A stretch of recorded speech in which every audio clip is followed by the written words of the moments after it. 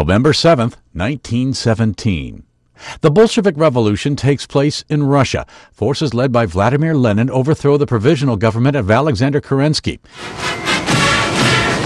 What eventually emerges? The Soviet Union, the world's first communist state. 2000. I'll give you a sugar. Americans vote in a presidential election whose outcome remains in limbo for more than a month. The race between Republican George W. Bush and Democrat Al Gore hinges on Florida's disputed electoral votes. Bush becomes president after a legal fight that leads all the way to the U.S. Supreme Court. Also that same year, Hillary Clinton becomes the first lady to win public office when she's elected to a U.S. Senate seat from New York. This happens 74 years to the day that Jeanette Rankin of Montana becomes the first woman elected to Congress. 1962. Former Vice President Richard Nixon tells reporters after losing the California governor's race, "As I leave you, I want you to know, just think how much you're going to be missing.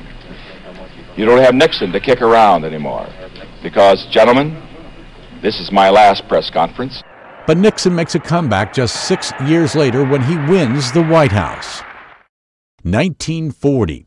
In Washington state, what's considered one of the most dramatic failures in bridge engineering. The middle section of the Tacoma Narrows Bridge collapses during a windstorm just 4 months after the suspension bridge opens. No lives are lost because the bridge was already closed to traffic at the time of the collapse. 1918. Those 10 commandments stand. They are God's moral law, and when you break them, you have sinned. Billy Graham, the evangelist known for his global preaching and his friendships with American presidents, is born in Charlotte, North Carolina. 1991. NBA star Magic Johnson says he's retiring from the Los Angeles Lakers after testing positive for the AIDS virus. And 1943.